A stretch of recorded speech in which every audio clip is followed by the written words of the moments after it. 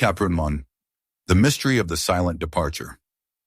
No farewell episode, no dramatic exit, just silence. One day he was there, tinkering under a rusted hood with his signature bright orange gloves, and the next day he was gone.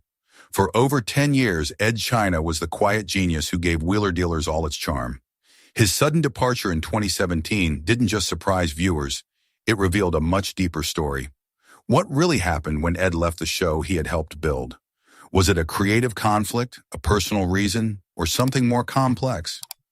Let's take it apart, piece by piece, to discover the truth behind one of the most talked about departures in automotive television history.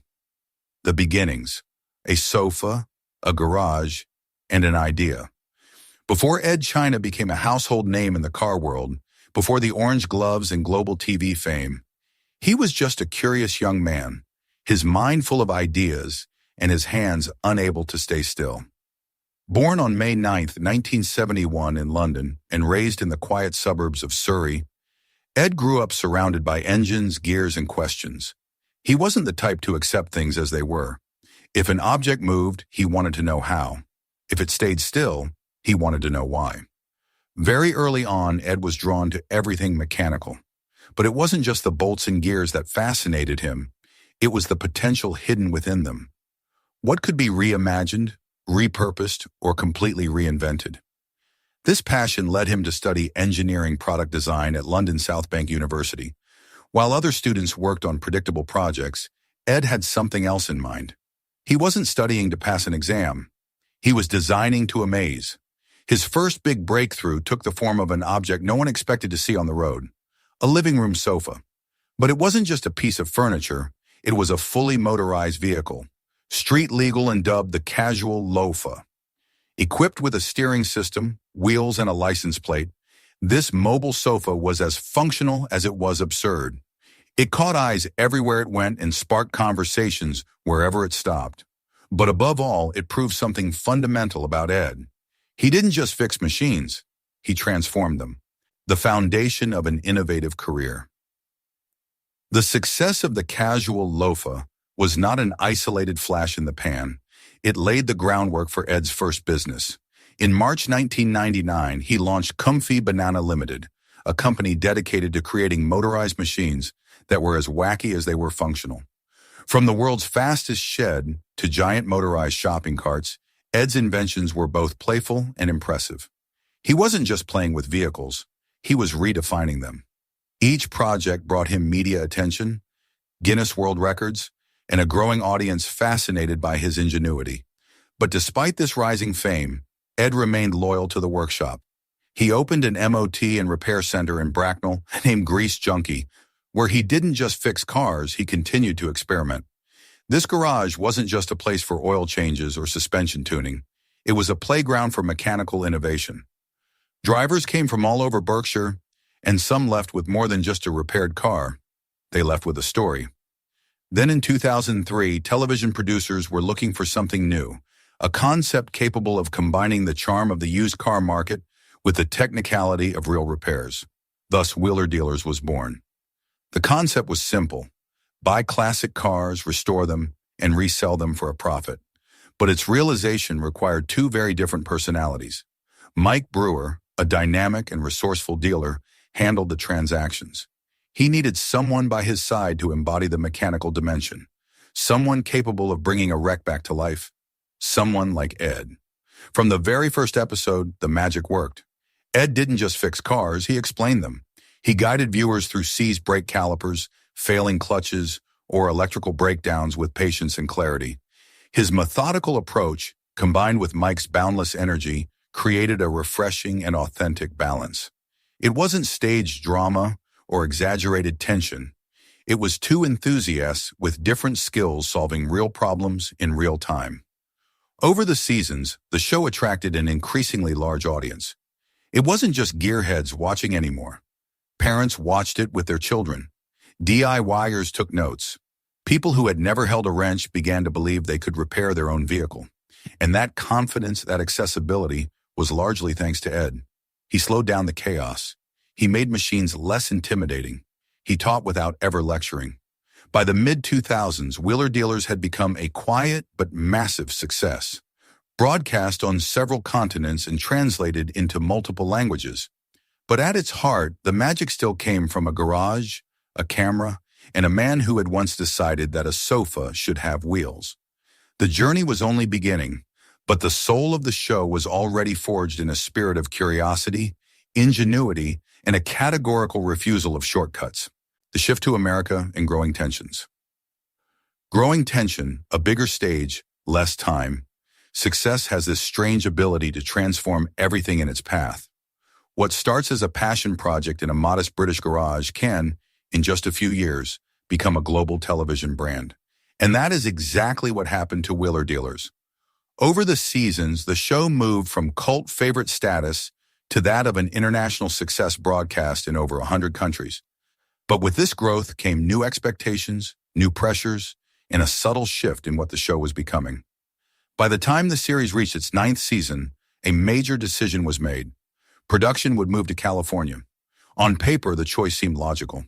The United States offered a treasure trove of classic cars, a flourishing restoration culture, and a vast audience hungry for new episodes. The change also promised a milder climate, more spacious garages, and easier access to an impressive variety of vehicles. For the producers and the network, it was an evolution. But for Edd China, it silently marked the beginning of something else, a slow distancing from what gave the show its full meaning. The new American setting met all production expectations, visually flawless, filled with high-performance cars, tailored for a larger audience. Muscle cars sat in every corner of the workshop. Cameras rolled from dawn and didn't stop until nightfall.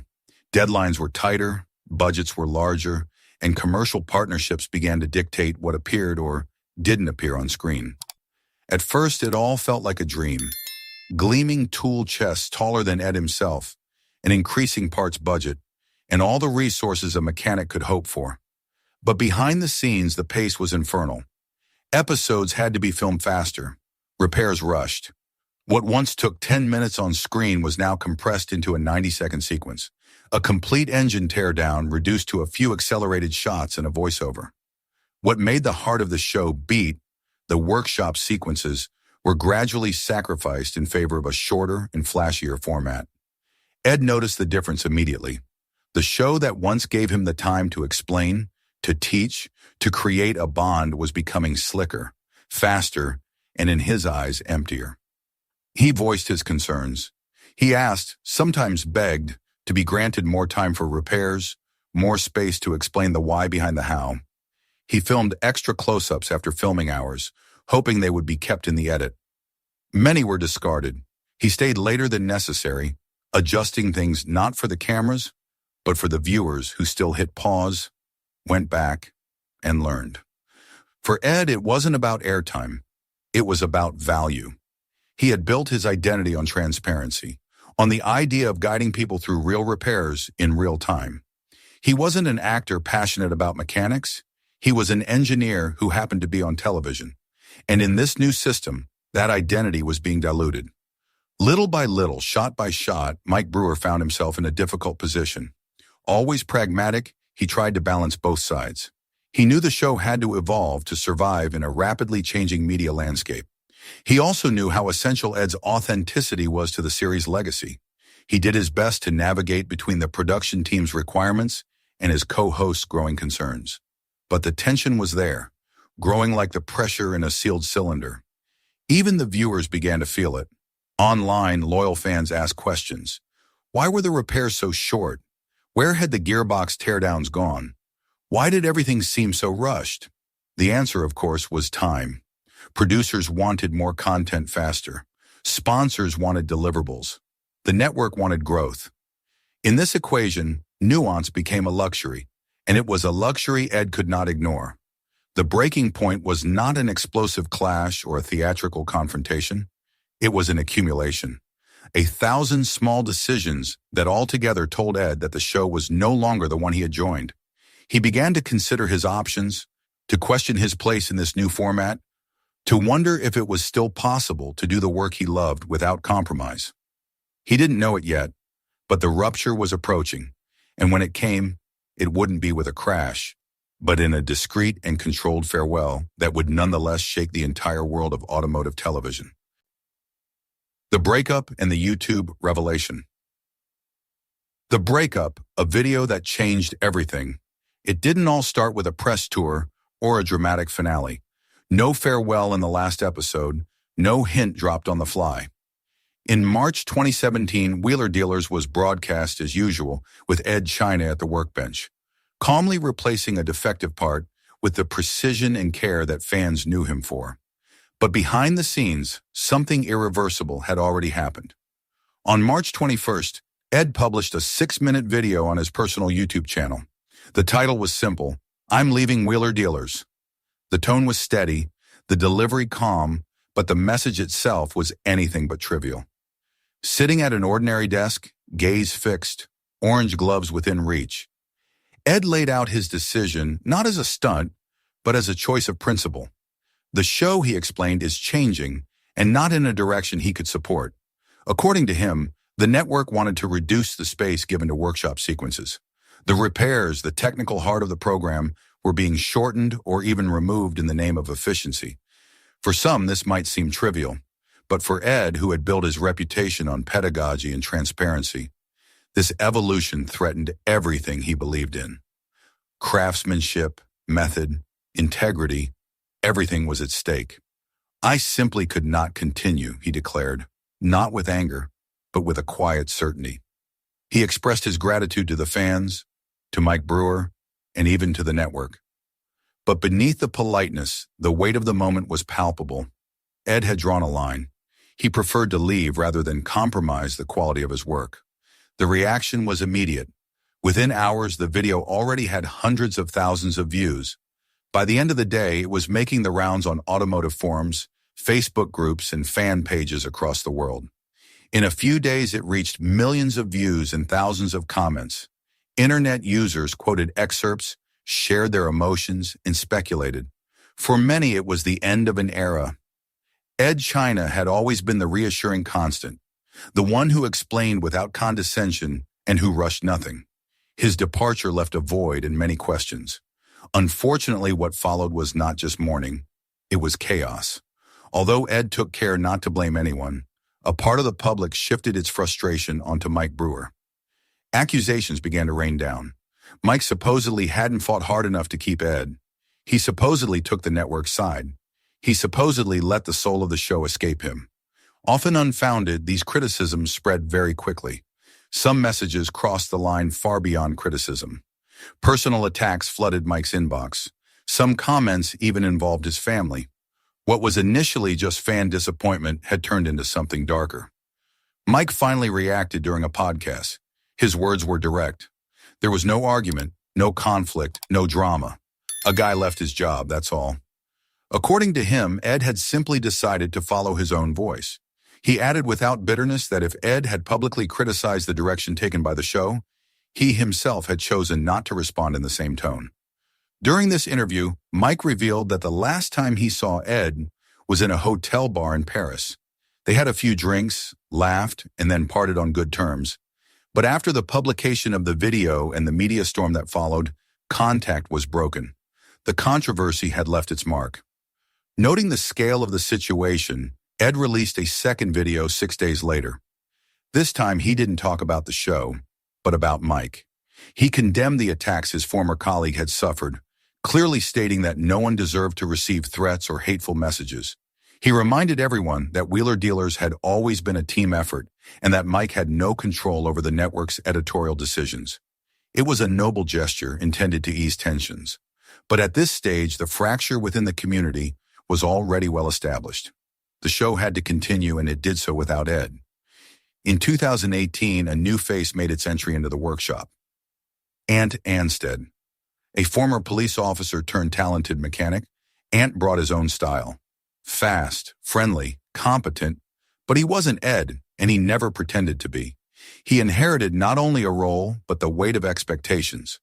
Every scene, every bolt tightened, was compared to the legacy of his predecessor. Yet the wheels continued to turn.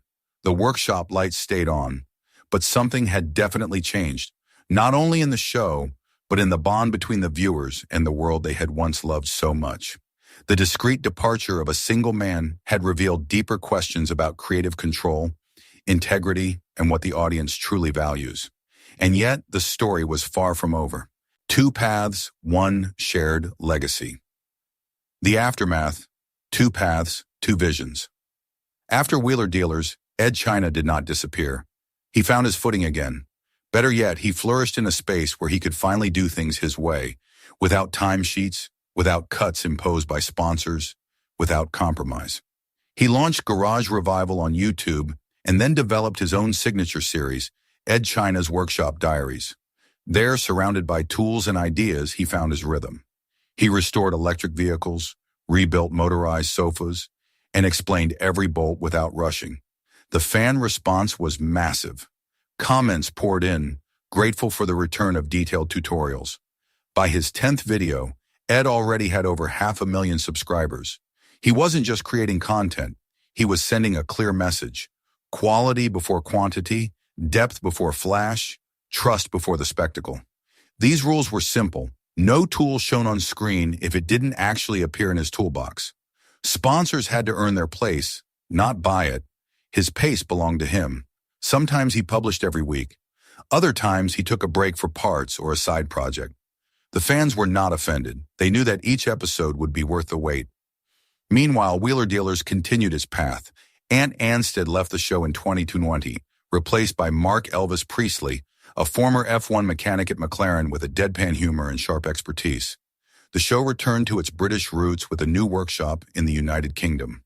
Audiences remained solid, but the fan community itself remained divided. Some still regretted Edd's approach. Others appreciated the faster and lighter format. Mike Brewer continued to pilot the ship, juggling the requirements of television and a legacy now several decades long. But despite the distance, rumors of a reunion never ceased. Two trajectories, one legacy. In 2023, speculation started up again more than ever. A blog suggested a possible guest appearance. A Reddit thread caught fire after a user claimed to have seen Mike and Edd chatting at Goodwood. The idea of a special episode for the show's anniversary began to circulate. Neither confirmed nor denied the rumors. When questioned, Mike sketched his usual smile. Never say never. During a live stream, Edd answered a fan's question with a wink. Only if we show every nut and bolt. Not a yes, but far from being a no. Finally, fans had a glimmer of hope. The two men appeared at the same classic car show, speaking on separate panels but sharing a moment backstage. A photo circulated, smiles were exchanged, Twitter caught fire. A few weeks later, Mike posted a birthday message to Edd. The latter responded with a thumbs-up emoji. For many, it was like oil on a dry gear. Today, each pursues his own path. Edd experiments with hydrogen taxis and alternative fuels. Mike pushes the show toward its 20th season, promising the biggest profit ever realized. They rarely mention each other in interviews, but always with respect. The handshake has not yet taken place, but the garage door is not closed either. Two styles, two visions, an unforgettable partnership. Maybe the future will hold a reunion, or maybe it is not necessary, but their story continues to roll, carried by those who watched and loved them enough to ask the right questions. And you, which version of Wheeler Dealers speaks to you the most? Are you team detail or team negotiation? Give us your opinion in the comments, and don't forget to subscribe for more untold stories from the screen. Our final call to action. If this story changed the way you look at the legends of the workshop, please subscribe and like the channel. We are excavating the history that they tried to bury. Let's plant the seeds for the future. The next treasure trove of stories will be open soon.